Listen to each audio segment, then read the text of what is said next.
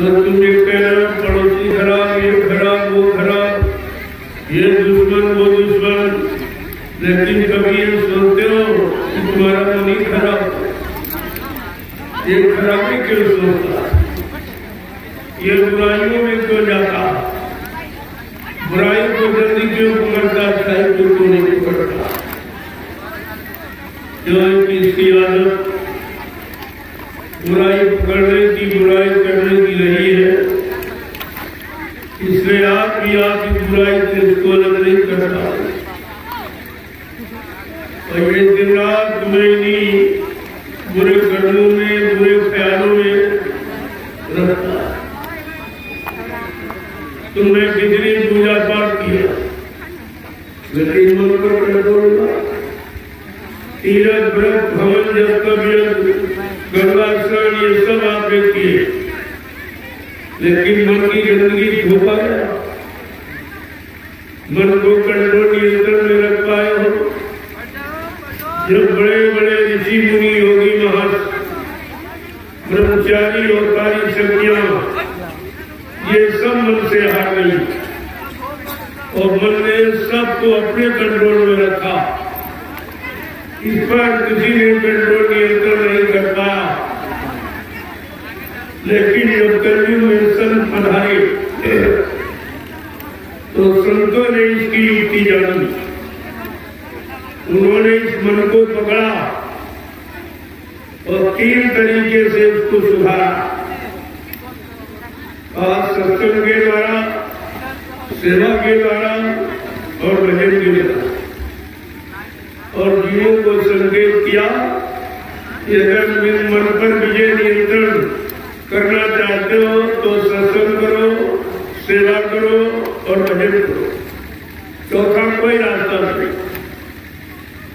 इस कलयुग में संत महापुरुष आए जो किसी युग में नहीं आए थे, न सतयुग में, न त्रेता में, न द्वापर में।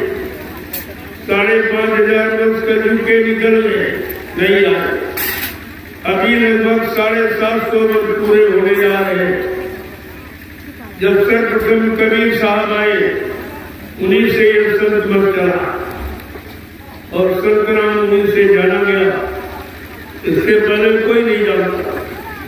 जब संत नहीं आए थे, किसी जीवात्मा का अंत नहीं था, कोई जीवात्मा काल माया के देश से निकलकर अपने सच्चे घर सतलोक सत्कर नामी धाम में पहुंचे। जब वो कितने दिनों की भूमि बिछड़ी, हमारी आपकी जीवात्मा पड़ी है, इस पर किसी ने कोई चर्चा ही नहीं की। जितने भी 1 करोड़ साधु महात्मा इस समय दाढ़ी बाल बढ़ाने वाले, लाल पीले कपड़े पहनने वाले, छापा तिलक जनेऊ चंदन मंदन लगाने वाले, इन्होंने तो कुछ नहीं जाना कि आत्मा क्या है, आत्मा किसकी है, किस देश की रहने वाली है, यहाँ कैसे आई है, किसने यहाँ फंसा लिया।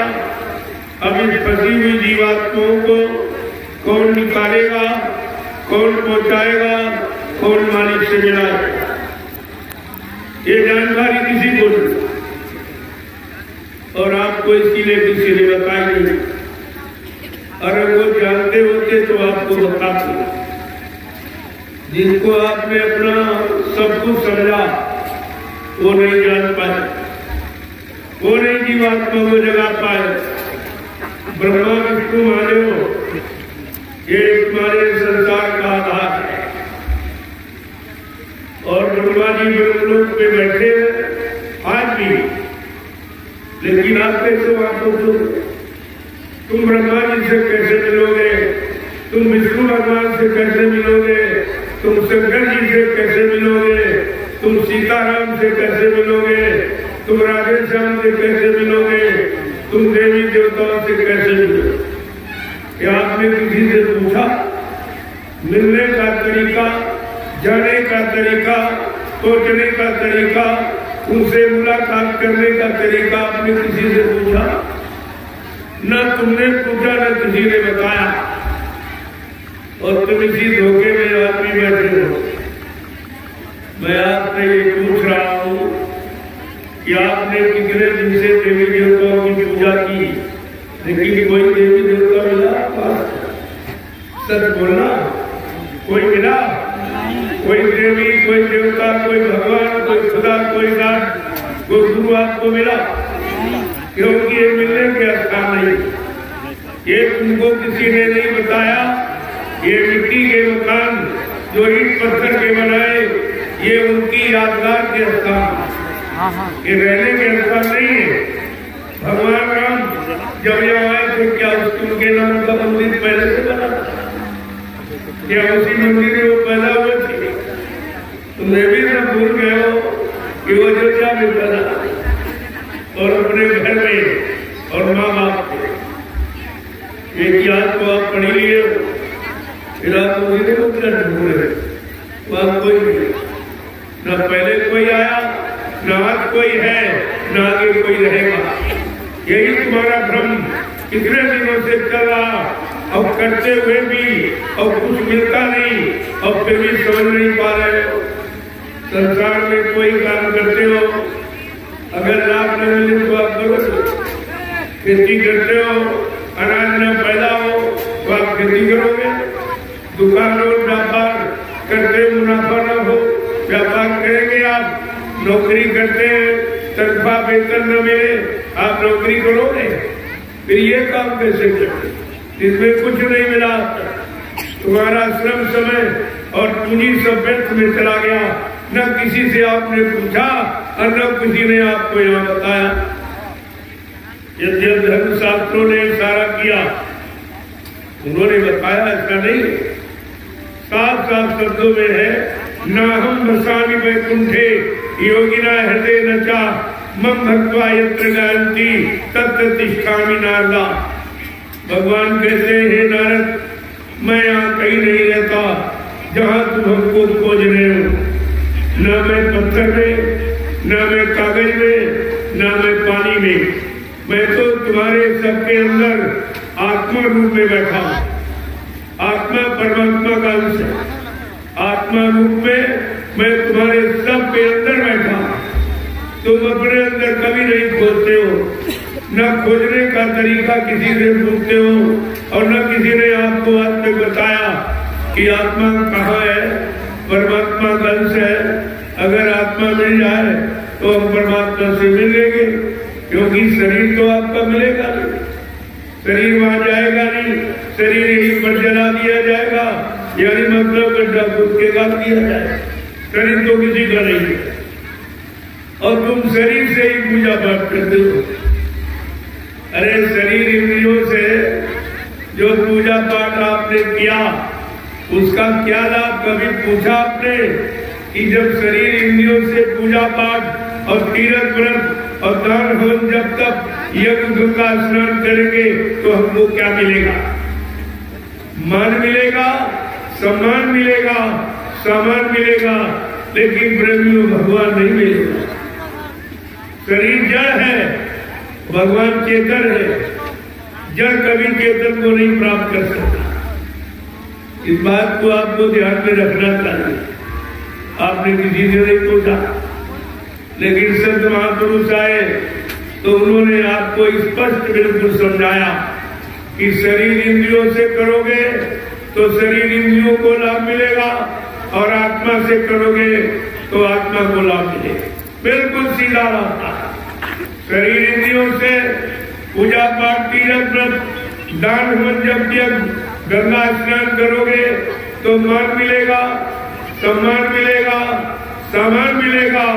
अगर आत्मा से भजन करोगे तो भगवान मिलेगा।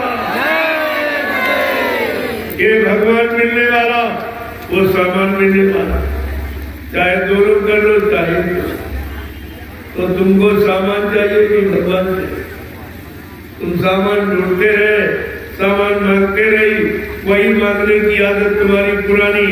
जब संत महापुरुषों के पास जाते हो तो यही काल का सामान मांगते रहे। हमारी बीमारी ठीक कर दो, हमारी शादी करवा दो, हमारे बच्चे नहीं हो रहे, हमारा दुकान नहीं चला, हमारा व्यापार नहीं चला, बाप यही रात दिन मांगे रहते। जबकि तुमको नहीं मालूम ये सामान तुम्हारा नहीं है। जो तुम मांग रहे हो ये सामान तुम्हारा नहीं है, क्योंकि ये सामान तुम्हारे साथ नहीं जाएगा, तुम्हारा साथ नहीं देगा, तुम्हारे साथ नहीं जाएगा। ये कभी आपने नहीं जाना और रोज ये काम हो रहा। तुम्हारे परिवार से, समाज से, गांव से, मोहल्ले से कितने लोग रोज जा रहे हैं, शरीर यही पड़ा चले गए। कौन चला गया? शरीर तो यही पड़ा, चला कौन गया? कहते वो जीवात्मा निकली। जब चली गई तब समझ में आई, जब तक शरीर में रही तुम्हारी समझ में कुछ नहीं आया, और न तुमने किसी से पूछा और न किसी ने तुमको आज तक बताया। अगर पहले जानकारी हो जाती ये शरीर से निकल जाएगी तो शरीर मुर्दा हो जाएगा, बेकार हो जाएगा, इस शरीर कोई काम नहीं करेगा, इस शरीर को कोई स्वीकार नहीं करेगा, कोई अपना नहीं मानेगा। ये जानकारी आपको पहले से कर लेनी चाहिए। न तुमने किसी से पूछा और न किसी ने आपको आज तक बताया। लेकिन संत महापुरुष आए तो उन्होंने पूरा रात बोला ये शरीर रोटी सब्जी दाल चावल से नहीं चलता, ये शरीर जीवात्मा के द्वारा चलता। ये भी बात लोगों के समझ में नहीं आई। वो यही समझते कि शरीर सब्जी रोटी दाल चावल से चलता। जब शरीर से जीवात्मा निकल जाती है तब आप शरीर में सब्जी दाल चावल डाल खड़ा होगा, ये खड़ा होगा तो आपको सोच लेना चाहिए अरे भाई ये इसका भोजन है। शरीर का भोजन तो है, लेकिन शरीर को चलाने वाली जीवात्मा जब शरीर में रहेगी तो इस भोजन का आप प्रयोग कर सकते। लेकिन जीवात्मा निकल जाने के बाद यहाँ का कोई सामान आप नहीं प्रयोग, न मकान में रहने दिया जाएगा, न बाल बच्चों के साथ न कोई काम कर सकते हो, न रुपया पैसा धनदौलत आप एक नया पैसा लेके नहीं जा सकते हो।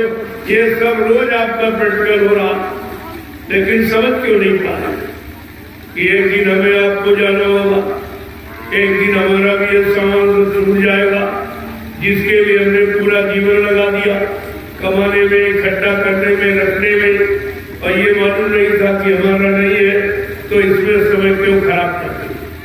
किसी ने आपको नहीं बताया और आपने किसी से पूछा। ये केवल संतों ने राज खोला और वो भी कलयुग में आए 750 वर्ष में से। तब से ये राज मिला है कि नहीं भाई जीवात्मा परमात्मा गर्भ है, जीवात्मा अगर शरीर में न रहे तो शरीर एक मिनट में मुर्दा हो जाएगा, लोग इसको मुर्दा मिट्टी कहने लगेंगे। केवल जीवात्मा के द्वारा इसके सारे रिश्ते बने हुए, जो भी हुआ है वो जीवात्मा के द्वारा, और जीवात्मा ही परमात्मा का अंश है। आप सब जानते हो, लिखा भी है ईश्वर अंश जीव अविनाशी, चेतन अमन सहज सुख राशि। कितने साफ शब्दों में कह दिया ये ईश्वर का अंश है, ये चेतन है, मर रहित है, कोई काल माया के देश का सामान का प्रयोग करती नहीं, ये भोगी नहीं है, ये पूर्ण योगी है, ये भोग नहीं करती, कोई गंदे काम नहीं करती जीवात्मा। लेकिन फिर फंसी क्यों करती? प्रश्न ये भी आता भाई क्यों फंसी जो कुछ करती है? कहती है संग दोष रहते। देखो संग दोष का कितना बुरा असर होता है। जीवात्मा जब सतलोक से नीचे उतारी गई तो तृप्ति धाम में आकर जो मन का स्थान है इसने मन को साथी बना दिया और कहा चलो हम तुम दोनों नीचे के लोग को देख करके वापस चले आएंगे, बगैर तुमको साथ लिए मैं वापस नहीं आऊंगी। ये उसने वादा किया। इसी वादे में बेचारी आप भी फंसी पड़ी कि बगैर तुम्हारे हम नहीं आएंगे। अब जब जीवात्मा मनुष्य शरीर में आई तो यहाँ पर बैठी, ये दोनों धर्मों को मध्य भाग यहीं पर पुरुष चंद्रन लगाता है, महिलाएं मेहंदी लगाती। आज तक तुमको किसी ने चंद्रन लगाने का, मेहंदी लगाने का राज बताया कि यही क्यों लगाई जाए? इतना भारी शरीर पड़ा, कहीं के अंदर मेहंदी लगाई जाती थी, इसी स्थान का चुनाव क्यों किया? ये जीवात्मा का स्थान, ये बताने के लिए ये टिक मार्क, ये सिग्नल और ये चिन्ह निशान आपके लिए लगाया गया ही। लेकिन ये सब महापुरुषों ने बताया, किसी ने भी, और लगाते सब रहे, मिटाते रहे, लगाते रहे, मिटाते। न लगाने का मतलब न मिटाने का मतलब। और अभी लगा रहे, अभी मिटा रहे। किसी से पूछो भाई यही पर क्यों कर रहे हो, लगाने से क्या मिला तुमको, कौन सा लाभ मिला? तो ये नहीं बता, ये उनको नहीं मालूम। केवल एक आदत बना ली लगाने मिटाने की, कोई कर रही। यहाँ आदत को इबादत कहने लगे, जो आदत इनकी बन गई उसी को इबादत कहते। यही भूल है। इसी भूल भ्रम को मिटाने के लिए संत महापुरुषों को कलयुग में आना पड़ा। अगर सब लोग सही सच्चे रास्ते पर चलते होते और सही सच्चे अच्छे काम करते रहते, अपना अच्छा मानवीय खान पान करते रहते, जो परमात्मा खुदा ने तुम्हारे लिए भोजन बनाया, देखो परमात्मा खुदा ने जितने जीव बनाए सबका भोजन अलग बनाया। पक्षियों का अलग, पशुओं का अलग, जंगली जानवरों का अलग, कीड़े मकोड़ों का अलग, आदमी इंसान का भोजन सबसे अलग बनाया। क्यों? भगवान को इंसान बहुत प्यारा है।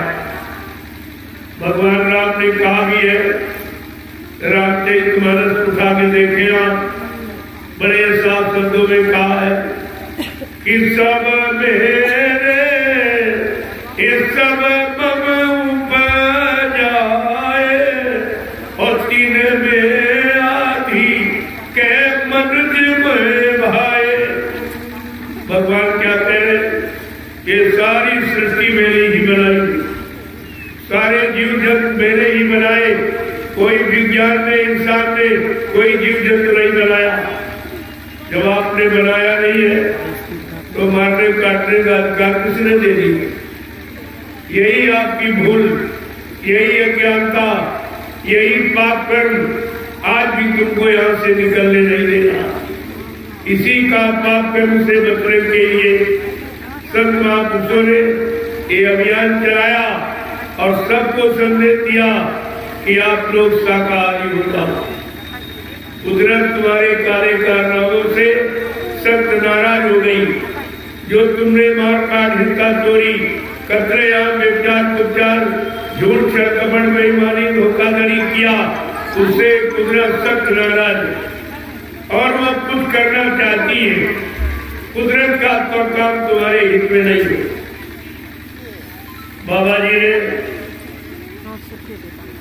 10 जुलाई 1952 से अपना सत्य प्रचार का अभियान जारी किया और 2012 तक यानी 60 साल आपको सुनाया।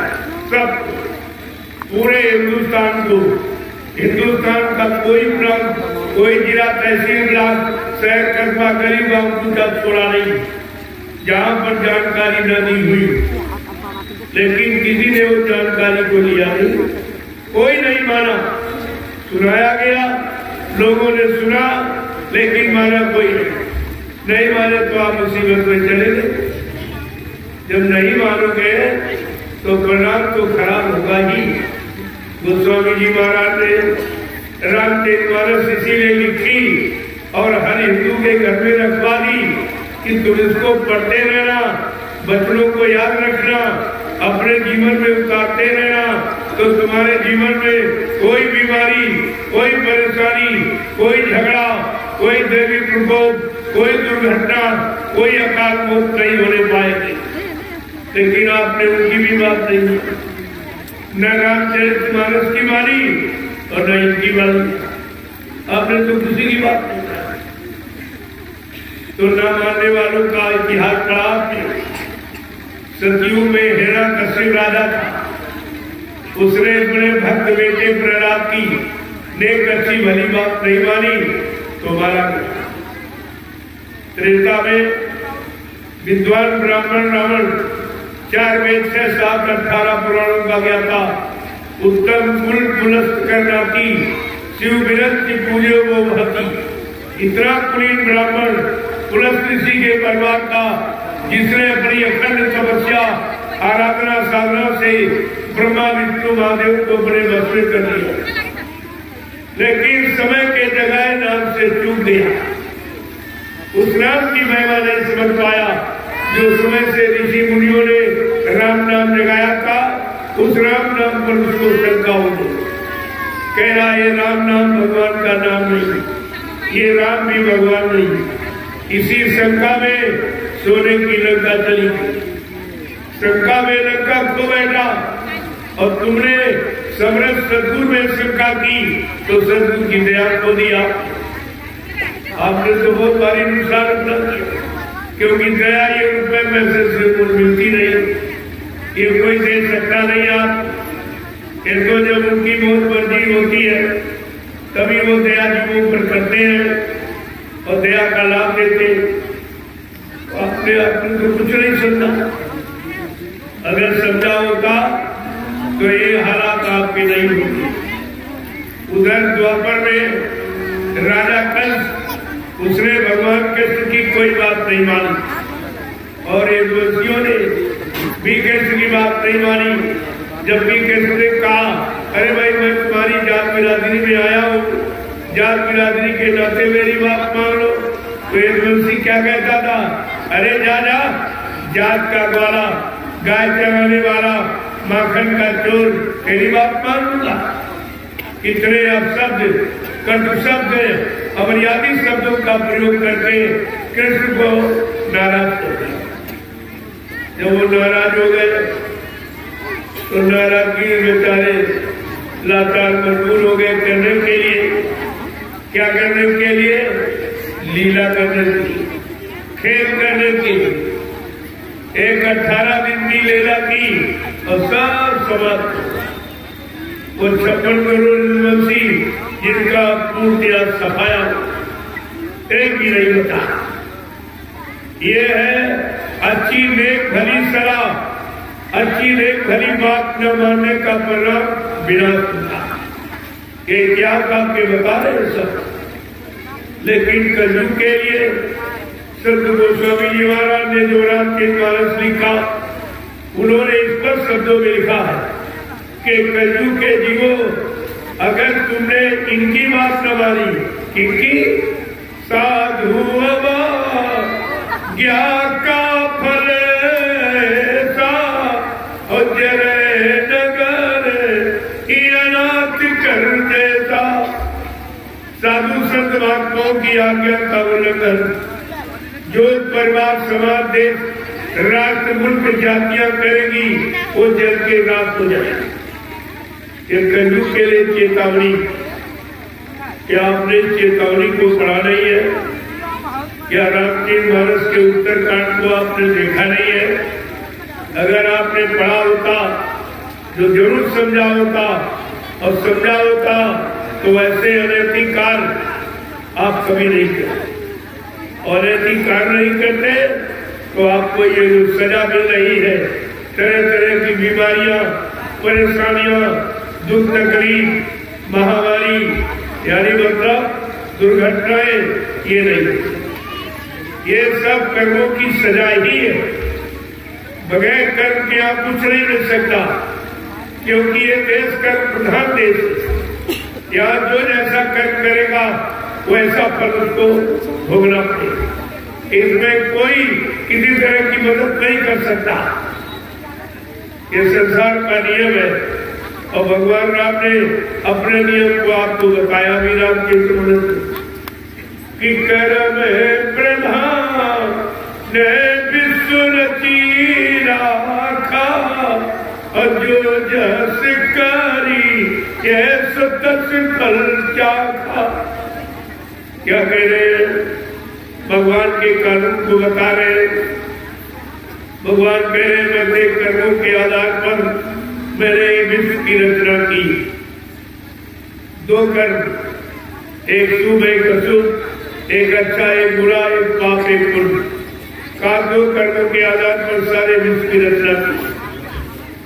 अब तुम जैसा कर्म करोगे, अच्छा करोगे तो अच्छा फल दूंगा और बुरा करोगे तो बुरा फल दूंगा। लेकिन मैं माफ नहीं कर सकता, न मैं माफ कर सकता, न मैं क्षमा कर सकता, न मैं किसी विधान को काट सकता। मैं उसका परिणाम दे सकता, अच्छे का अच्छा और बुरे का। बड़े साफ शब्दों में भगवान राम ने कहा, जिनको संत गोस्वामी जी महाराज ने रामचरितमानस में लिख के बताया और तुम्हारे सबके घर में रखी। चारों तरफ अखंड रामचरितमानस का पाठ भी हो रहा, लेकिन समझ कितने दो, ले कितने रहे, सुधार कितना कर रहे, इन पर तो कोई विचार नहीं। तो पढ़ने पढ़ाने से काम नहीं होगा, काम होगा करने कराने से। अगर पढ़ने पढ़ाने सुने सुनाने से काम हो जाता तो करने की क्या जरूरत है। जब कर्म प्रधान है तो आपको कर्म करना पड़ेगा। बिना कर्म के यहाँ कोई आपको कुछ नहीं दे सकता। अब तुमने कर्मों के पर कोई विचार नहीं किया कि हमने कौन सा कर्म, तो भगवान राम ने बताया तो कि काल ने भी मैं तिन कर राता और सुबह मैं कर्म फलदाता। कह रहे भगवान राम कि मैं महाकाल के हुक्म से इस काल नगरी में आया हूँ व्यवस्था परिवर्तन की, धर्म की स्थापना के लिए, भक्तों की मदद के लिए। जो नहीं मानेगा उसको मार काट दूंगा। तब आपको लिख के बताया गया कि भगवान राम किस लिए आए, धर्म की स्थापना के लिए, दुष्टों के संहार के लिए और भक्तों की मदद के लिए। लेकिन जीवात्मा जगाना, परमात्मा से मिलाना ये काम के लिए नहीं है। पाप कर्मों से माफी ये करने के लिए नहीं आए। बड़े साफ शब्दों में लिखा, ये सब जानकारी आपको रखनी चाहिए। अगर ये जानकारी आपके पास होती और आप जानकार हो जाते तो कभी बुरा कर्म नहीं करते, कभी गंदा खान पान नहीं करते। आपको मालूम है ये मुर्गा मांस कौन खाता? कुत्ता, कौवा और गीद। ये तुम्हारा भोजन नहीं। अगर तुम्हारा भोजन नहीं है और करोगे तो परिणाम खराब होगा, अच्छा नहीं होगा। जिस शरीर का, जिस मशीन की जो खुराक, जो ईंधन है, वही उसके लिए काम सही करेगी। जैसे उदाहरण के लिए तुम्हारे यहाँ दो मशीनें, एक पेट्रोल की एक डीजल। अगर पेट्रोल वाले में तुम डीजल डालो तो ये भी तो ऑयल है, ये भी तेल है, लेकिन वो खराब हो जाए, उसका वो ईंधन नहीं है। इसी तरह परमात्मा ने इस मनुष्य मशीन को भगवान ने बनाया, किसी इंसान विज्ञान की मशीन बनाई नहीं। इसलिए इस मशीन का ईंधन, ऊर्जा और प्रेरित कागज क्या बनाया? इसका सीजनल अनाज और सीजनल दालें और सीजनल सब्जियां फल फ्रूट में दूध मक्खन बनाई थी। ये इंसानी खुराक है, ये मानवीय भोजन है, ये शुद्ध शाकाहार है, ये सात्विक भोजन है। अगर आप मानवीय भोजन करोगे तो तुम्हारे में मानवता बनी रहेगी, इंसानियत बनी रहेगी, प्रेम, प्यार, मोहब्बत, सेवा, दया, सदाचार, परमात्मा की यादगार बनी रहेगी। तुम्हारे मन मस्तिष्क में माँ, बहन, बेटी, बहू की परख पहचान बनी रहे। तो आपने जब से भोजन खराब कर दिया, तुम्हारे विचार खराब हो गए, तुम्हारी सोच खराब हो गई, तुम्हारे आंखों का देखना खराब, कानों का सुनना खराब और कर्म करने सब खराब कर जाना। अब खराब किया है तो परिणाम अच्छा सोचते तो कैसे, और बुरा परिणाम मिल रहा अभी नहीं समझ पाते। ये बीमारी क्यों है? किसने बुलाई, किसने भेजी बीमारी? बीमारी आपने बुलाई है, बीमारियों को आपने निमंत्रण दिया है गंदा खान पान करके। बीमारी कहाँ आती है? जहाँ गंदगी होती है या गंदा खान पान होता है, वही बीमारी आती है। जब आप जानते हो गंदगी से बीमारी आती है, और गंदगी दूर करने के सरकार ने कितने उपाय किए, लेकिन शरीर की गंदगी के बारे में कोई उपाय नहीं। वो गंदगी खिलाने की सलाह देती, ये नहीं सोच पा रहे कि गंदगी से ही तरह तरह की बीमारी, तरह तरह के कीटाणु जो शरीर को हानि पहुंचाने वाले, ये गंदगी से पैदा होते। जब शरीर में यानी मुर्दा मांस जब डालोगे, ये गंदगी नहीं क्या सफाई? अरे मुर्दा सबसे बड़ी गंदगी। मुर्दा कोई घर में रखता? अगर तुम्हारे घर में कोई मुर्दा हो जाए, क्या घर में आप रखोगे? कहते नहीं नहीं, घर का मुर्दा घर में नहीं रहेगा, गांव मोहल्ले में नहीं रहेगा, शमशान भूमि में लकड़ियों पे जला के मुर्दे को राख कर दिया जाएगा ताकि कोई बीमारी ना आए। इस मुद्दे के बारे में जान के कि घर का मुर्दा घर में नहीं रहेगा, गांव मोहल्ले में नहीं रहेगा, और बाजार से जो मुर्दा खरीद के लाते हो वो रसोई घर में रहेगा। बाजार वाला मुर्दा रसोई घर में रहेगा जहाँ भगवान का भोग लगा दो। ये भी तुम्हारी बुद्धि नहीं काम की कि एक मुर्दा जो घर का वो फेंका है, जला दिया, गड्ढा खोद के काट दिया कि मुर्दा घर में नहीं रहेगा, घर खराब हो जाएगा, घर में गंदगी बीमारी फैल जाएगी। और एक मुर्दा बाजार से खरीद के लाते हो, वो क्या अच्छा हो गया? क्या मुर्दे का परिणाम अच्छा होता? अगर अच्छा होता तो घर वाला क्यों फेंका? उसमें तो पैसा भी नहीं लगता, उसको भी खा सकते थे। यानी घर वाला खराब, बाजार वाला अच्छा। यही बुद्धि आपके पास, यही ज्ञान है, यही सूझबूझ है, यही समझ आपके अंदर है। इसी से आपने बीमारियों को नियंत्रित किया। मैं ये चैलेंज के साथ कहता हूँ, अगर आप शाकाहारी हो जाओ तो तुम्हारे घर में, परिवार में कोई बीमारी नहीं आ सकती, कोई बीमारी नहीं, कोई लड़ाई झगड़ा नहीं, कोई चोरी डकैती कत्ल नहीं, कोई व्यभिचार नहीं होगा, और कोई दुर्घटना नहीं होगी, और किसी को अकाल मौत में जाना नहीं पड़ेगा। इतना बड़ा लाभ शाकाहारी बनने। मरिए मैं ये नई बात नहीं बताता हूँ, हम सब लोग जन्म से शाकाहारी, हम शाकाहारी पैदा ही हुए।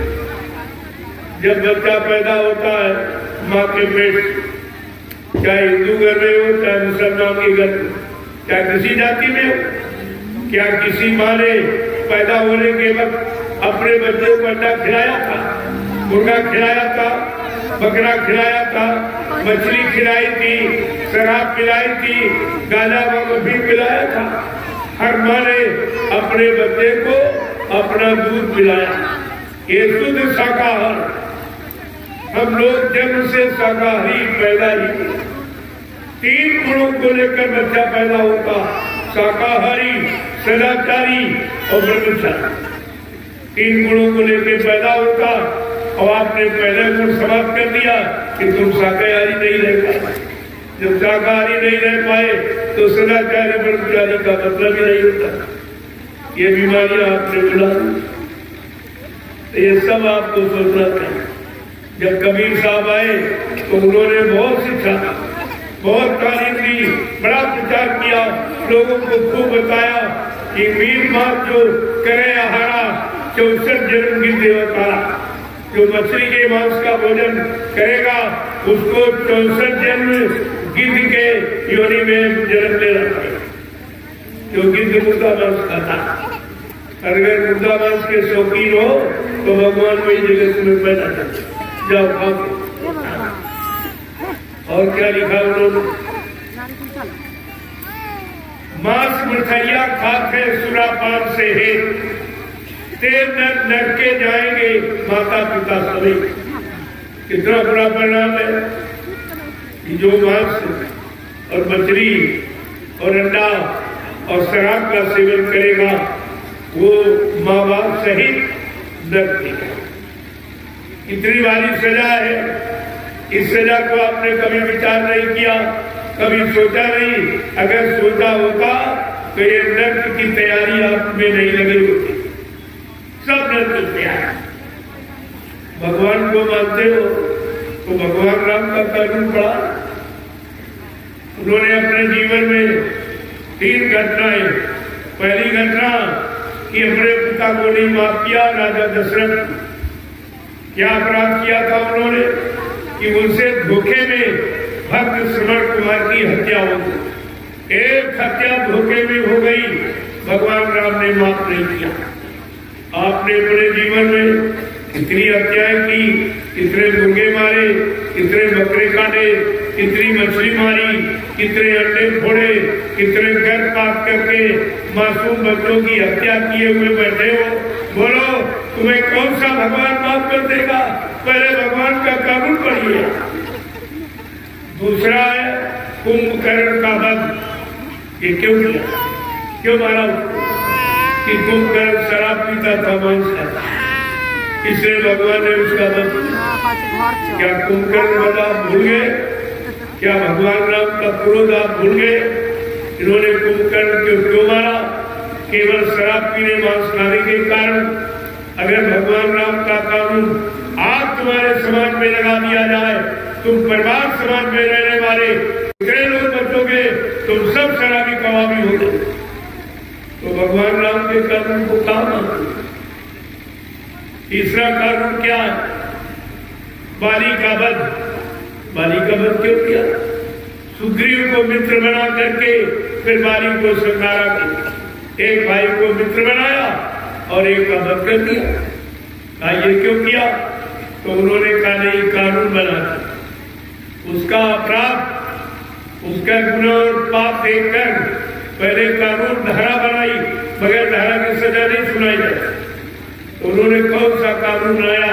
जरा सुन लीजिए कि तुम उस कानून के अंतर्गत तो नहीं हो, सजा तुमको भी मिल जाएगी। क्या है? क्या लिखा गोस्वामी महाराज ने राम जयमानस में लिख के बताया कि अनुज बधू भगनी सुत नारी और सुन साठ ये कन्या समचारी, इन्हें कुदरा तीपिलो के जोई और ताए बंधे कछुपा पहन होई। भगवान राम ने क्या कानून बनाया? अनुज बधू। अनुज माने छोटा भाई, बधू माने स्त्री। छोटे भाई की स्त्री भी बहू के समान होती है।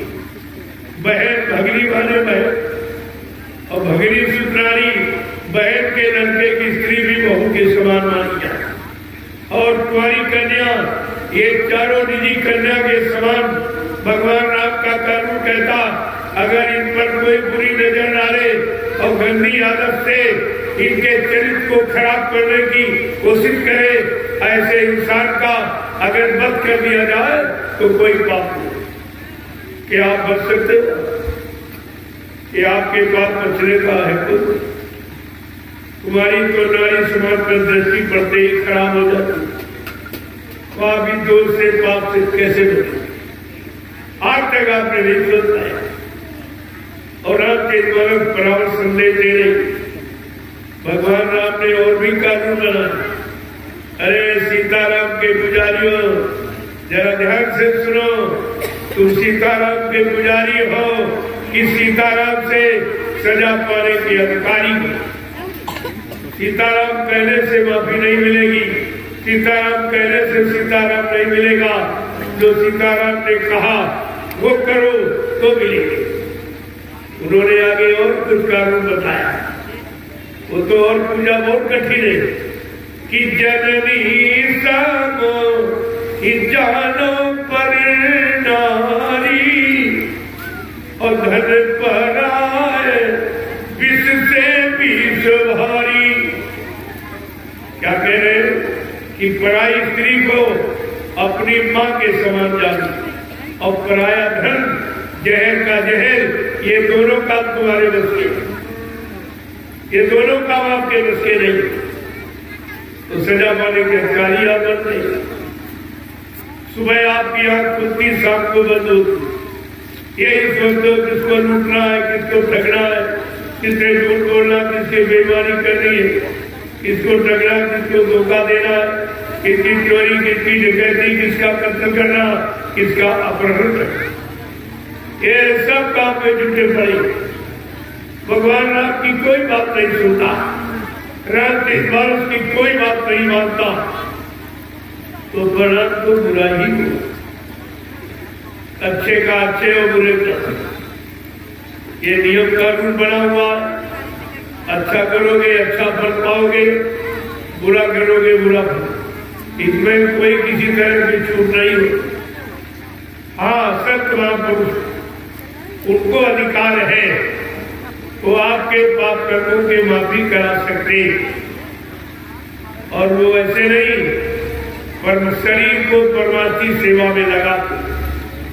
जो शरीर के द्वारा आपने पाप कर्म किया उसकी माफी शरीर के यानी परमार्थी कर्मों को शरीर से कराकर उस पाप कर्म की माफी करा। और परमार्थी सेवा कोई जानता नहीं, क्योंकि तुम परिवार की सेवा, बाल बच्चों की सेवा, संसार समाज की सेवा, देश की सेवा ये तो लोगों ने की। इसमें तो आपका स्वार्थ छिपा हुआ, ये स्वार्थ की ही सेवा है। परमार्थ की सेवा कौन सी है? जिस सेवा से तुम्हारा तो काम हो ही जाएगा और तो तुम्हारी सेवा के द्वारा जो व्यवस्था बनेगी उस व्यवस्था से आगे आने वाले भविष्य में लाखों लोग लाभ उठाएंगे। ये प्रेमियों तुम्हारा परमार्थी है। ये केवल संत महापुरुष ही जानते हैं कि परमार्थी सेवा का लाभ क्या है और परमार्थी सेवा किसे कहते हैं और परमार्थी सेवा जीवों से कैसे कराई जाए। उनके सिवा ये काम कोई नहीं। तभी गोसाई महाराज लिखा है कि संत लेख पर मेघ मारे, मेटे अंग अंग भाल के, का ब्रह्मा ने जो कलम चढ़ा दी हमारे आपके पाप पूर्ण कर्मों की सजा और लाभ देने की। संत महापुरुष परमार्थी सेवा के कराकर ब्रह्मा के कलम का लिखा अक्षर भी मेट सकते, उनको पूरा अधिकार हो। बाकी सृष्टि में ये काम आपका कोई और आज तक किसी ने किया। इन सब बातों की जानकारी के लिए मैं अभियान लेके आया हूँ पूरे हिंदुस्तान में। जय गुरुदेव आध्यात्मिक जन जागरण शाकाहारी काफिला, ये उत्तर प्रदेश की सीतापुर डिस्ट्रिक्ट में जहां 88,000 ऋषियों की तपोभूमि, 88,000 ऋषियों ने जहां तपस्या की उस तपोभूमि से ये काफिला लेके बैठा और साथ में आपके लिए महाप्रसाद जो हिंदुस्तान में किसी ने आपको कभी नहीं दिया। प्रसाद आपको किसी ने कभी नहीं दिया।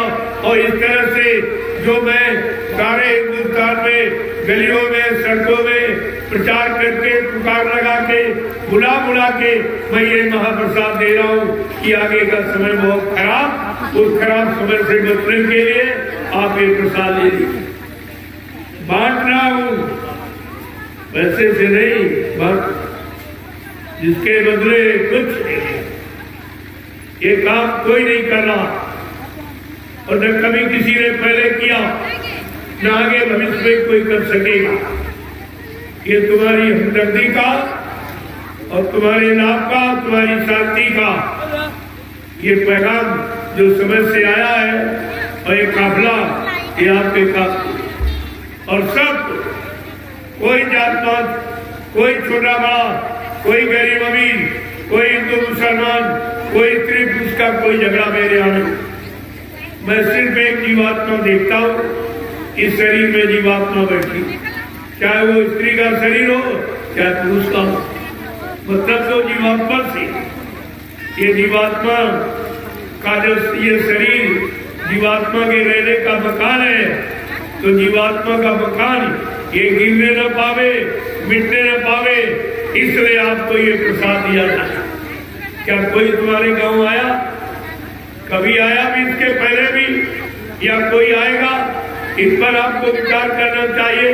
तुम्हारी हमदर्दी, तुम्हारी चिंता किसी को नहीं। न कोई नेता आया है, न कोई महात्मा आया। नेताओं को आपने चंदा नोट वोट दिया, महंगाई भरी, टैक्स भरे, जीएसटी भरी, लेकिन कोई नेता मुसीबत में आया? अभी कोरोना काल था, बड़ी बीमारी भारी, कोई तुमको बचाने के लिए यानी कोई नेता आया तुम्हारे गांव?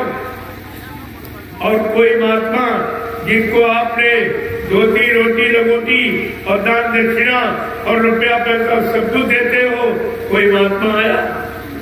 न कोई नेता आया, न कोई महात्मा आया। फिर इनका मतलब क्या है? इनको किस लिए आपने चुना? इनको किस लिए दान दक्षिणा दी थी? कि हमारी मुसीबत पर हमारे काम आएंगे, मुसीबत पर हमारी मदद करेंगे। लेकिन इतनी बड़ी मुसीबत कोरोना काल की, सारा विश्व तबाह हो गया और करोड़ों चले गए, करोड़ों शरीर चले गए। क्या किसी ने तुम्हारी मदद की? क्या कोई मदद कर सकता था? प्रभुओं, ये बीमारी नहीं, ये कुदरत की नाराजगी है। जो आपने गंदा खान पान, गंदे कर्म करके कुदरत को नाराज कर दिया है। बाबा जय गुरुदेव जी महाराज ने कितने पहले आपको इशारा करके बताया और सन 80 से बराबर जानकारी आपको दी है कि आगे का समय बहुत खराब है। बच्चा तुम नेक ईमानदार बन जाओ, तुम शाकाहारी बन जाओ, तुम सदाचारी बन जाओ, तुम अच्छे कर्म करने लगो, एक दूसरे के काम आने लगो, एक दूसरे की मदद करने लगो। ये तुम्हारी मानवता, इंसानियत ये फिर से जाग जाए। लेकिन किसी ने बात नहीं मानी।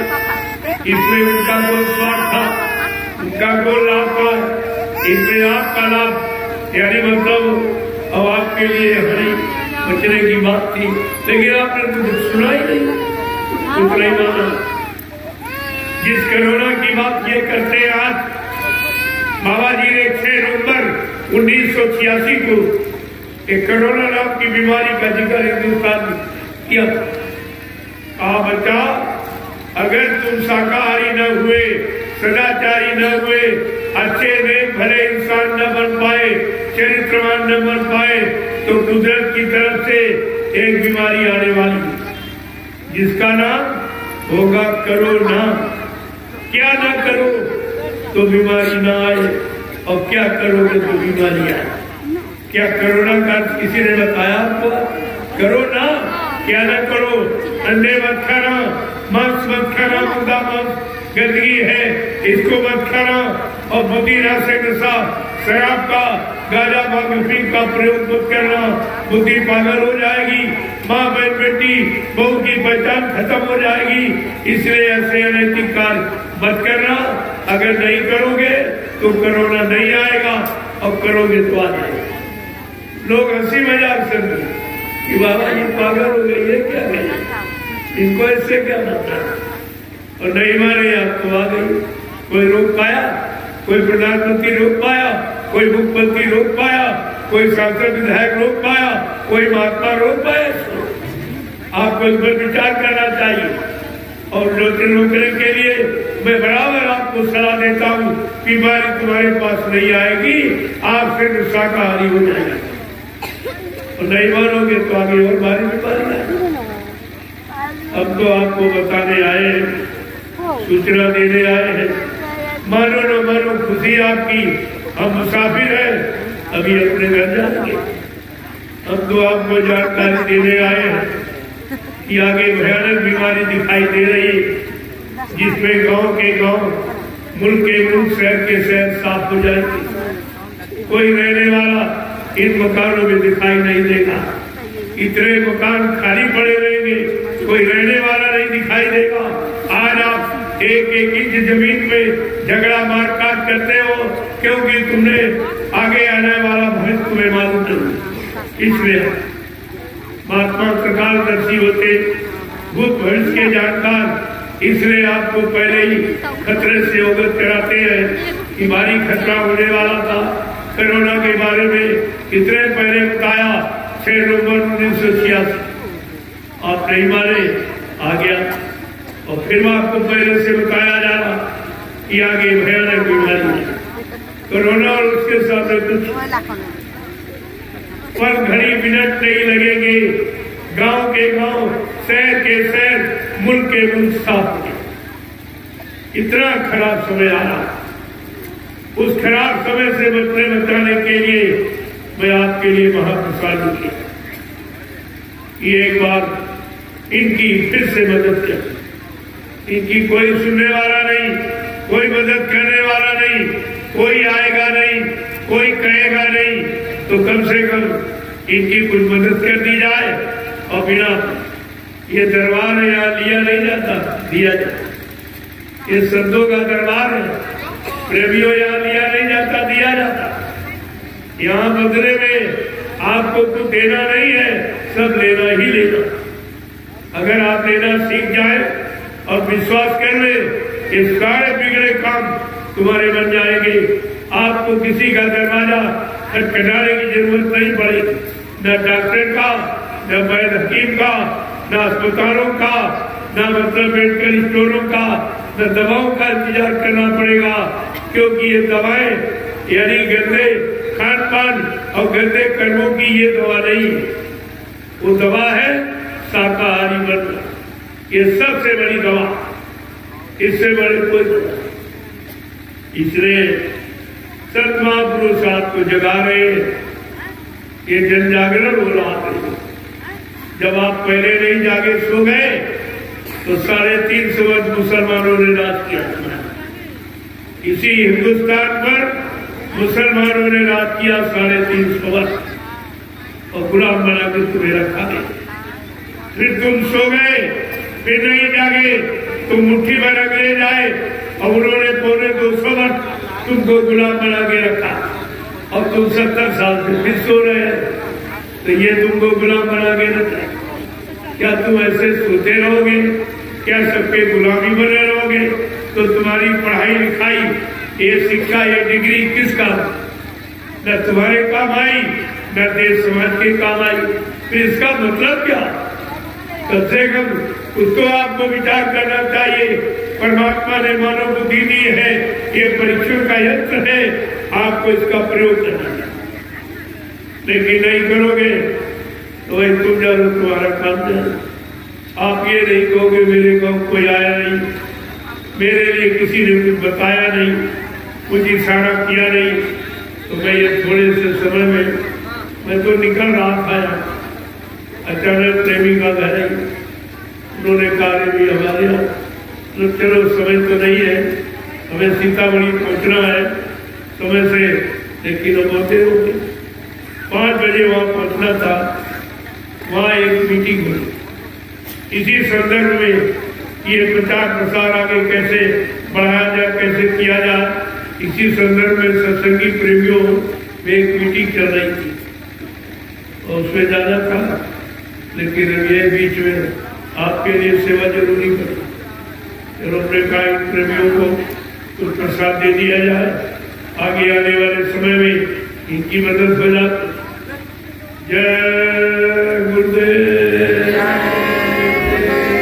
जय गुरुदेव, जय गुरुदेव, जय गुरुदेव। नाम किसका? जय गुरुदेव। नाम किसका? प्रभु का प्यारा नाम। रघु प्रभु हरि के 1000 नाम, करोड़ों नाम विष्णु भगवान की, अनंतों नाम परमात्मा। नाम में कोई शक नहीं करना, आपको करोड़ों नाम तो नहीं, अनंतों नाम नहीं मालूम आपको। इसलिए जिस युग में जीवों के लिए जिस नाम की जरूरत आवश्यकता समझी जाती है, उसी नाम को जगाया।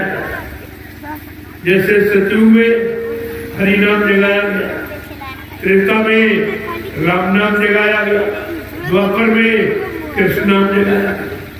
अगर एक ही नाम होता तो ये अलग अलग हरि में नाम क्यों जगाया गया?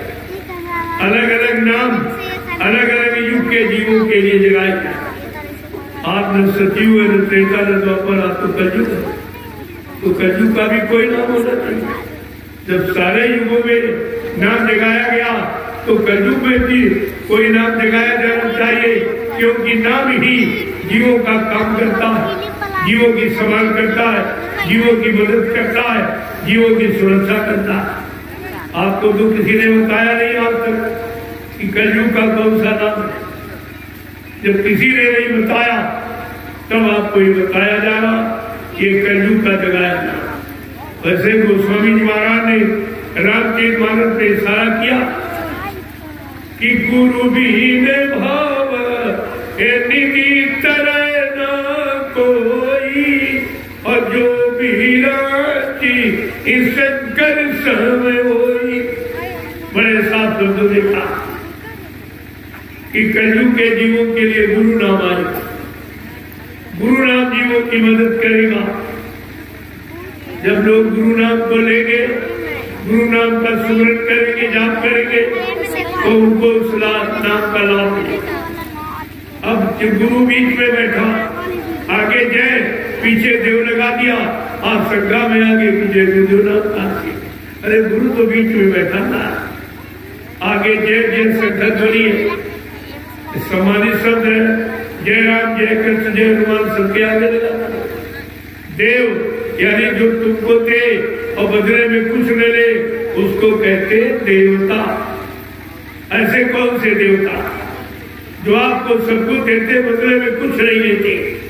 पहला ये धरती देवता जिस पर खड़े बैठे, यहाँ से ये किराया मांगती, लेकिन जो कब्जा कर लेता वो किराया दे देता। पहली जमीन है तो धरती माने तो किसी से किराया नहीं मांगा, और इसी पर कितने बुरे काम पाप करते हो, और इसी पर कितनी गंदगी फैलाते हो, लेकिन धरती माँ एक कभी आपसे बदले की भावना नहीं रखती। दूसरा देवता सूर्य देवता, पूरब में निकलता पश्चिम में डूबता। जब तक ये रहता है आपको पूरे दिन प्रकाश देता है और बदले में आपसे कुछ नहीं लेता। ये देखिए को देता। तीसरा चंद्र देवता, चंद्रमा पूरी रात प्रकाश देता, ठंडक देता और सबसे आवश्यक यानी ऑक्सीजन प्रदान करता। जो जीवन को चलाने वाली शक्ति ऑक्सीजन ये चंद्रमा प्रदान करता है और बदले में आपसे कुछ नहीं। चौथा है वायु देवता, कितनी अच्छी शीतल को हवा चलती, आपसे कोई किराया नहीं मांगती। अगर सरकार की बनाई हवा का प्रयोग करो तो किराया लग जाएगा। कूलर है, पंखा है, एसी है, अगर प्रयोग करो तो फौरन। पांचवा है जल देवता, कितनी मूसलाधार बारिश सारी प्रकृति को हरा भरा कर देती, लेकिन एक पैसा किसी से नहीं बनाती। अगर किसी ने जल की अपनी व्यवस्था बना ली तो बगैर पैसे पानी नहीं देगा। ये देखिए आप पहले देवताओं की बात समझो। देवता कहते कि पत्थर का कागज का देवता हो क्या दिया? देने को देवता, जो आपको दे वो देवता, और जिनको तुमने माना उन्होंने तुमको दिया कि तुमने उनको दिया। ये उल्टा आपने किया। तो ये देवता है कि देवता अभी तक नहीं सोचना है। अरे पत्थर आपको क्या दिया? कागज कैलेंडर ने आपको क्या दिया? ये तीरथ मूर्त ने आपको क्या दिया? और तुमने श्रम समय पूंजी खर्च किया और तुमने दिया, और बदले में तुमको आज तक किसी ने कुछ नहीं दिया, और फिर तुम समझ नहीं पाए। तब कुदरत को समझाना पड़ा। जब आप जड़ चेतन का अंतर नहीं समझ पाए तो कुदरत को समझाना पड़ा। ये भी लॉकडाउन में देखा आपने, तुम्हारे जितने पूजा स्थल से सब में ताले लगा दिए। कोई बोला? अरे किसी ने कहा कुछ? पंडा पुजारी कोई बोला भाई क्यों ताला लगाया? क्या ये कोई कोरोना की दवा है कि मंदिर मस्जिद में ताला लगा दिया जाए, इनको बंद कर दिया जाए? तो ये देखा गया कि तुम कुछ जागे हो कि सोए हो, तुम कुछ बोलोगे कि चुपचाप खड़े रहोगे।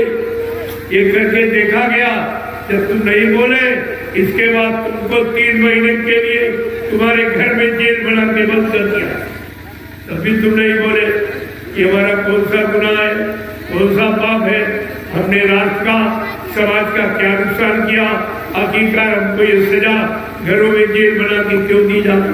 कोई नहीं किया, कोई विपक्ष भी नहीं किया, कोई प्रधानमंत्री राष्ट्रपति बोला, कोई साहब विधायक कोई बोला, जिनको चलना नोट और महंगाई टैक्स जैसी सब आप हंसते हो कि मैं, लेकिन तुम्हारे पक्ष में कोई नहीं,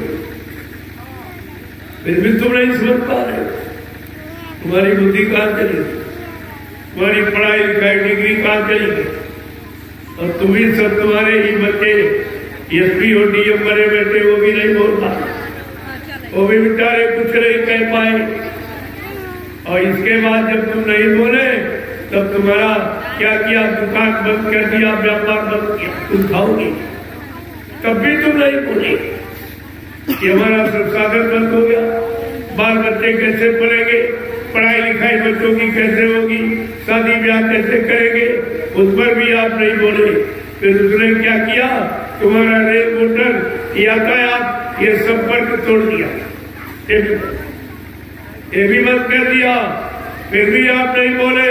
तब उसने फिर न्यायालय और कार्यालय और विद्यालय सब बंद किए और कोई नहीं, तो तुम्हारी स्थिति फिर वही आ गई गुलामी वाली। इसका मतलब तुम गुलाम हो गए हो। गुलाम मालिक के आगे बोल नहीं पाता, लेकिन अपने लाभ के लिए तो भी बोलता है, अपनी जरूरत के लिए तो भी विनती प्रार्थना करता, लेकिन तुम वो भी नहीं करता है और कुछ नहीं, और सब व्यापार तुम्हारे साथ हो गया।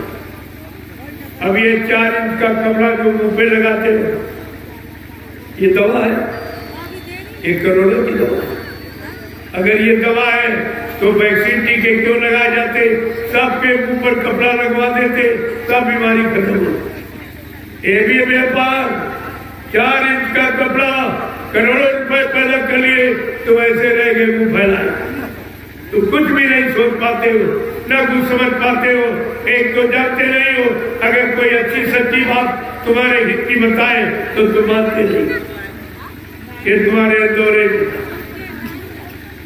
मैंने जब आपके बिहार में ही ये 3 महीने कोरोना के बाद तुरंत मैंने बक्सर में कार्यक्रम किया, जिसमें कई लाख प्रेमी इकट्ठा हुआ, सारे देश में हंगामा किया कि कोरोना के बाद इतने लोग एक जगह इकट्ठे हो गए, इन्होंने डिस्टेंस पूरी नहीं, सभी इन्होंने मास्क नहीं लगवाया, और शिक्षा यानी मतलब स्वास्थ्य मंत्री ऐसा दौर किया, कहे महाराज आप मास्क नहीं लगाते, हमारे यहाँ कोई मास्क खाते नहीं, मास्क जो मास्क खाता वो मास्क लगाए।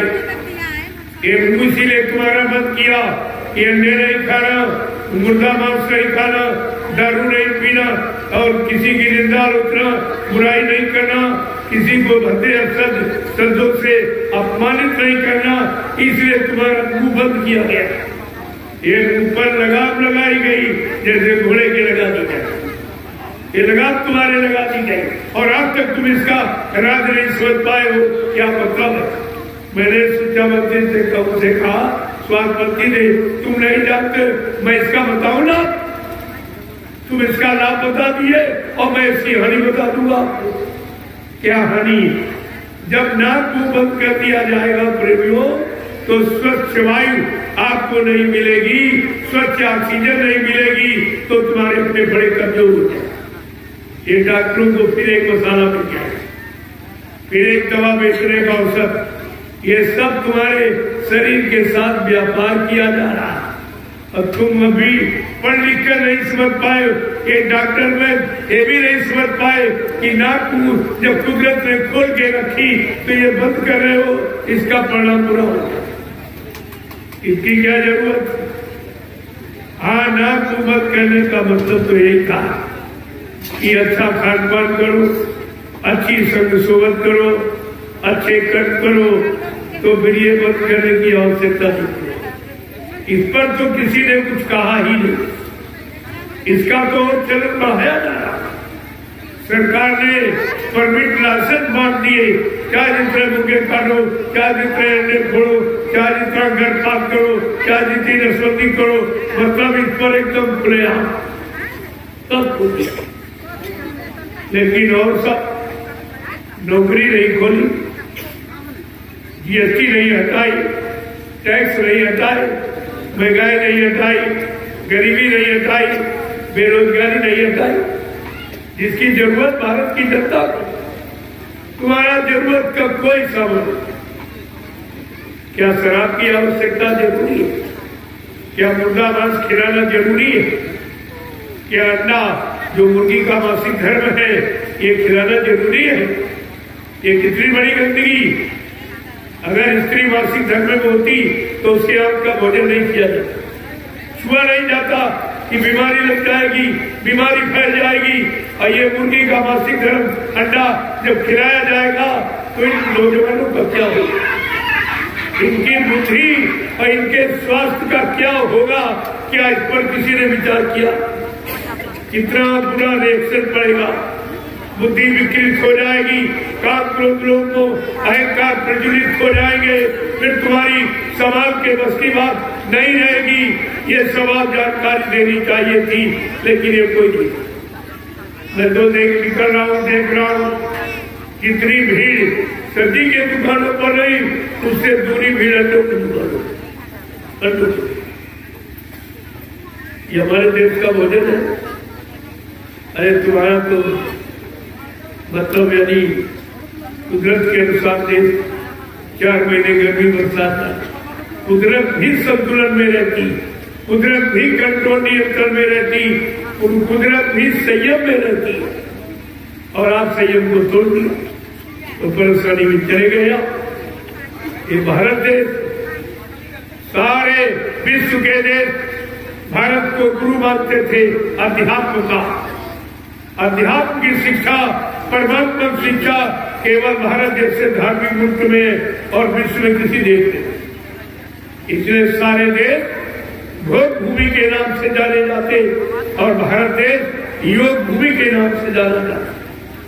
और आज भी आपसे कहा जा रहा कि आगे भारत विश्व का गुरु बनेगा, भारत विश्व गुरु बनेगा। आप चिंता मत करिए, देख लीजिए, अगर ये गंदगी न रोकी गई तो सब साफ हो जाएगा, कुछ नहीं बचेगा। अपने आप लोग संजुगी बन जाएंगे, संजुग अपने आप आ जाए, कहीं लाना थोड़ी पड़ेगा, वो अपने आप आ जाए। इसलिए अभी तो आपके लिए बचने के लिए आपसे प्रार्थना की जाए। संत महात्मा प्रार्थना करते हैं, जबकि प्रार्थना आपको करनी चाहिए। आप गलत खान पान करते हो, गलत कर्म आप करते हो, लेकिन संत महात्मा तुमसे प्रार्थना करते हो। क्यों? वो मानव जीवन का सच्चा अर्थ जानती। ये परमात्मा ने मनुष्य शरीर क्यों दिया, किस काम के लिए दिया? वो काम अन्य शरीरों से नहीं हो सकता, न पशु के शरीर से, न पक्षी के शरीर से, न जंगली जानवरों के शरीर से, न कीड़े मकोड़ों से। परमात्मा की प्राप्ति ये मनुष्य शरीर से और किसी शरीर से। कितना भाग्यशाली है जो परमात्मा पाने के लिए मिला और तुम काहे में लगाए हो? अंडे खाने में, मुर्दा खाने में जुटे पड़े हो। अरे मुर्दा कौन खाता? कुत्ता, कौवा, गीद, ये अंडा और मुर्दा सब यही खाते। लेकिन तुम इंसान होकर अपना भोजन नहीं समझ पाए। अरे भोजन पानी तो पशु भी जानता। तुम्हारे दरवाजे पर बंधने वाले पशु, गाय, भैंस, बकरी, न इनको शिक्षा दिलाई गई, न कोई धर्म कराया गया, न गंगा स्नान कराया गया, न भागवत गीता इनको सुनाई गई। लेकिन उन पशुओं को अगर आप चारा न दो, कोई इनको मांस खिलाएगी, ये खाएगा? ये मांस खाएगा जानवर? इनको पानी न पिलाओ, जो शराब पिलाएंगे, ये जानवर शराब पिएगा? अरे ये जान दे सकता, लेकिन मांस शराब का प्रयोग नहीं करता। ये जानता है कि मेरा भोजन पानी नहीं, और तुम इंसान हो के अपने भोजन पानी नहीं समझते यार। क्या हमारा भोजन, क्या हमारा पानी? और भोजन से बीमारी आती। अगर भोजन खराब है और अशुद्ध है और बासी भोजन, कहते नहीं ये स्वास्थ्य खराब कर देगा। जब भोजन बासी शरीर खराब कर देगा, ये मुर्दा मांस या शरीर को अच्छा बना देगा? कभी आपने बैठ के विचार किया? तब कह रहे मनुष्य तो से तो पशु नहीं, तेरे तो पशु ही अच्छा। कम से कम अपना भोजन पानी जानता, और तू अपना भोजन पानी से बोल। परेशानी का ये कारण इसलिए इस पर शोध किया गया, जानकारी की गई, निरंतर पहचान, तब आपके लिए ये फार्मूला तैयार किया गया। इनको एक बार शाकाहारी बना दिया जाए तो सारी बीमारी और सारी परेशानी और सारे लड़ाई झगड़े ये सब खत्म हो जाए। एकदम आपका पारिवारिक जीवन, सामाजिक जीवन, व्यवहारिक जीवन बिल्कुल शांत प्रिय हो जाएगा। तो आपके लिए मैं प्रसाद लाया, उसको ले लीजिए। जय गुरुदेव, जय गुरुदेव, जय गुरुदेव नाम किसका, जय गुरुदेव नाम किसका, प्रभु का प्यारा नाम। जरा खड़े हो जाइए आप लोग, पहले मतलब समझ लो खड़ा होने का मतलब। खड़े तो रोज ही होती है और बैठते रोज, लेकिन मतलब अभी तक नहीं कर पाए कि खड़े होने का मतलब क्या है। किसी सच्चे अच्छे काम को करने के लिए अब आप लोग खड़े हो जाओ, अब देर करने की जरूरत नहीं है। और बैठो जब तो भजन पूजन के लिए बैठो, झुको वहाँ जहाँ कुछ मिले। ये 3 स्थितियां आपके शरीर की है। आज तक किसी ने आपको बताया कि बैठने का मतलब और खड़े होने का मतलब और झुकने का मतलब क्या? जब तुम शरीर की बाहरी स्थितियां नहीं समझ पाए हो तो शरीर में के अंदर जो जीवात्मा बैठी है आप उसको कैसे जानना? ये अंतर्मुखी बहिर्मुखी दोनों समझने। जय गुरुदेव, जय गुरुदेव, जय गुरुदेव नाम किसका, जय गुरुदेव नाम किसका, प्रभु का प्यारा नाम। जोर से बोलो,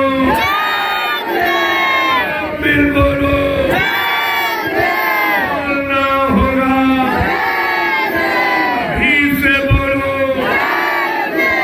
कि दर्द हरेंगे, सब कष्ट मिटेंगे,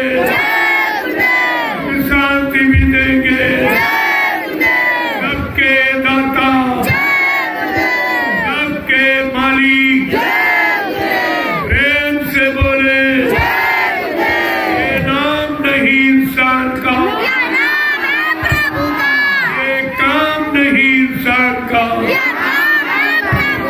जो भी हो अब काम इंसानों के बस का नहीं। आपका कोई काम चाहे भौतिक चाहे आध्यात्मिक इंसानों के बस का होता तो 70 साल की आजादी आपको पूरा प्रमाण दे दी। कुछ नहीं चुनाव हुए, लेकिन जिनको आपने चुना उन्होंने तुम्हारे हित भले का कोई काम नहीं किया। तो चुनाव का मतलब क्या? तुम्हें किसी ने बताया कि चुनाव कितना महंगाई? एक पंचवर्षीय चुनाव का खर्चा क्या भारत की जनता को बताया गया? कुछ 70 अरब रुपए। एक पंचवर्षीय चुनाव का खर्चा 70 अरब। कितना महंगा है? फिर इसकी महंगाई, ये तुम्हारे पर जो महंगाई बढ़ रही, जो टैक्स लग रहे, जीएसटी लग रही, ये उसी की वसूली जो चुनाव में खर्च किया अपने लिए, लिया जा रहा तुम्हारे से। और तुम अभी सो रहे हो, अभी नहीं जाग पा रहे हो। एक तो कोई बताता नहीं और संत महापुरुष बताते तो आप उसको मानते नहीं। ये बीमारी आप में हो जाएगी, जानते नहीं हो, मानते भी नहीं। जय गुरुदेव। अब आप लोग प्रसाद, ये महाप्रसाद आज तक किसी ने आपको दिया नहीं। इस तरह बुला बुला के गांव की गली, शहर की सड़कों, दरवाजे दरवाजे गुहार पुकार लगा के ऐसी हमदर्दी लेकर हिंदुस्तान में न कोई आया होगा और न आए और न कहीं आएगी। इस बात को आप गांठ में मान लीजिए, क्योंकि प्रसाद बनाना ये किसी इंसान की बस की बात नहीं है। प्रसाद खरीदा नहीं जाता, प्रसाद बनाया जाता। खरीदा जाता पेड़े बताते, इलायची दाना चीनी खरीदते हो, प्रसाद बनाया जाता। प्रसाद कौन बनाता? जिसने अपने सतगुरु समर्थ दाता दयालु को खुश कर, उनके आदेश हुक्म का पालन करके, उनके बच्चों को अपने जीवन का आधार बना के, जिसने अपने सदगुरु त्याग को खुद कर लिया, वो उनकी दुआ दया किसी वस्तु में शामिल करके जीवों का लाभ करा सकते। बाकी ये काम किसी बस का हिंदुस्तान में नहीं, वहीं खड़े रहिए। इसीलिए कोई कभी किसी ने प्रसाद नहीं किया, आप ही खरीद के ले जाते हो। पंडा पुजारी उसमें थोड़ा निकाल के तुम्हें लौटा देता और पूरा डिब्बा रख लेता। क्या तुमको किसी ने अपनी तरफ से प्रसाद दिया? आज तक नहीं समझ पाए। होशियार बहुत बनते, बहुत ज्यादा केवल संत भक्तों की बात को काटने की, निंदा आलोचना बुराई क्रिटिसाइज के लिए बड़े होशियार, लेकिन सच्ची अच्छी बात पकड़ने में कोई होशियारी तुम्हारे पास नहीं। जय गुरुदेव। अब आप लोग लाइन से खड़े हो जाओ। प्रसाद देखो, जय गुरुदेव नाम न हमारा न आपका, वो परम पिता जो सबका मालिक, सबका सृजनहार, उसका इधर सबका नहीं, आपको ये किसी का नहीं है, उसका। और इसीलिए आपको बताया कि जय गुरुदेव नाम प्रभु का, और प्रभु के नाम का प्रचार कभी यहाँ किसी ने किया था। ये पहला मौका है। ये कलयुग में, कलयुग के जीवों को लाभ देने के लिए ये प्रभु नाम जय गुरुदेव जगाया। जगाए नाम से जीवात्मा जगती है, सुनाने से, सुनाए नाम से और पढ़ने वाले नाम से नहीं। ये हमेशा आपको ध्यान में रखना। अब आप प्रसाद दीजिए। जय